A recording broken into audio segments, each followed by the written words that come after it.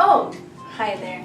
My name is Bob Ross and welcome to my art show. Today we're going to discuss the structure of the argument Cesar Chavez develops on nonviolent resistance that he published on the 10th anniversary of the assassination of Martin Luther King Jr. Let's get started. In this video, we will be taking the 2015 AP English language prompt and analyzing the rhetorical choices Cesar Chavez conveys in his magazine article to fabricate his argument on nonviolent resistance. Today, we divided it into 4 parts: purpose, audience, macrostructure, and persona. In the introduction, it states that he published it in an article correlated to a religious organization devoted to helping those in need. His direct audience obviously being those with religious affiliation, and of course, our mission is to figure out how Cesar asked his rhetorical argument about nonviolent resistance. His purpose is to justify nonviolence as a morally correct and more effective alternative to a violent protest. This extends as he wants to accentuate upon the morality of nonviolence and how responding with it can render virtue and tranquility. He establishes this throughout the article using allusions, like in paragraph 1 and 9, juxtapositions, like in 4th, and repetition throughout the entire article, using you and we to establish a motive of nonviolence and to the audience. The audience can also extend to the American people who desire for a fair justice among their government. Moving on to the macrostructure, Cesar begins alluding to Dr. King in order to pay his homage to a leader of many nonviolent movements. He also mentions the farm workers movement for more background information as to what his resistance is. The second paragraph then begins to say his moral and virtuous approach to the nonviolent movement and introduces God as a common belief. The quote provided is, "Given by God to man." The third paragraph introduces both claims being nonviolence is more powerful than violence, and nonviolence supports you if you have a just and moral cause.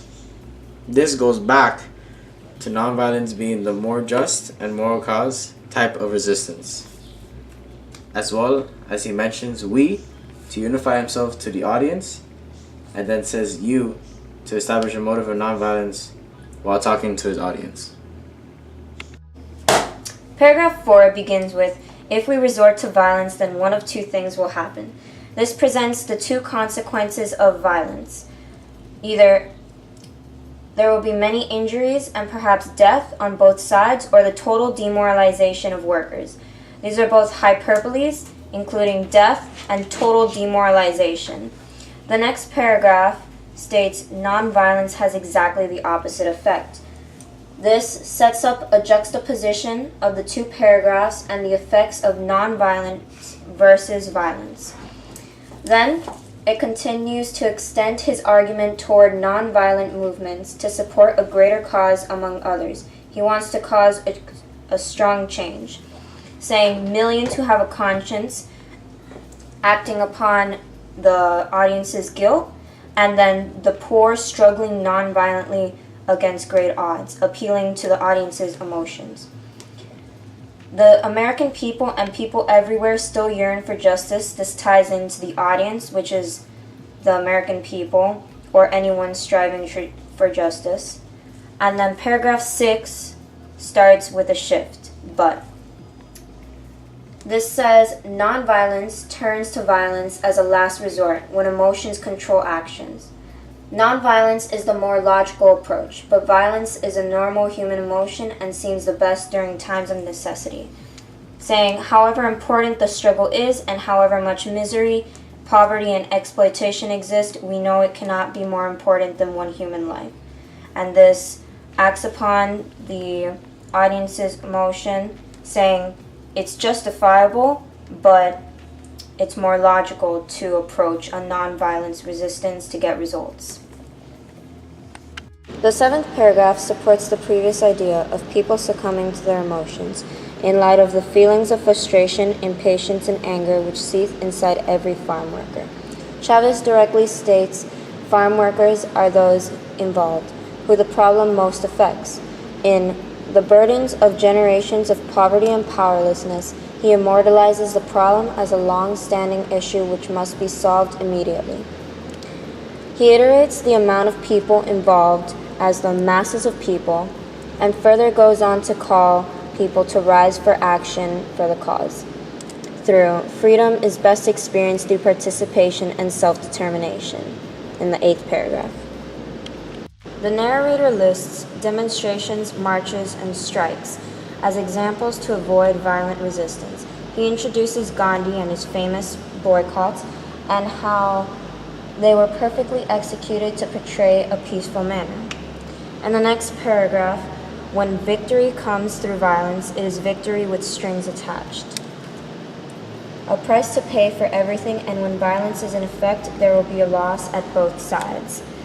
He then uses the repetition of the consequences, injury, and perhaps death discussed in paragraph 4. Then the struggle would become a mechanical thing, he states, is the automatic and meaningless loss of humanity if they were to resort to violence. Okay, so in paragraph 11, it reflects upon the idea that strings attached in paragraph 10, in which Cesar Chavez claims that violence replaces one violent form of power with another just as violent. So in this case, it can be concluded that violence renders consequences on both sides, and in the end, no one wins. In the next paragraph, Cesar advises the audience to reiterate back into history as he victimizes the poor and the workers who were affected by violence in the past. As he proceeds, Cesar asserts a sentimental statement where to call men to arms with many promises, to ask them to give up their lives for a cause and then not produce that for them afterwards is the most vicious type of oppression. In other words, Cesar emphasizes the fact that the statements of violence offers false hopes of change but diverts them into oppression. So in the final paragraph, Cesar concludes his argument with the call to action, enlightening the audience with an optimistic remark that time is our ally, meaning there is still time, and he is willing to fortify his own union in hopes of motivating the actions of nonviolence towards his audience. Throughout the article, Cesar proposes an informative and sympathetic approach to accentuate upon the ethics of nonviolence and how nonviolence provokes serenity and virtue.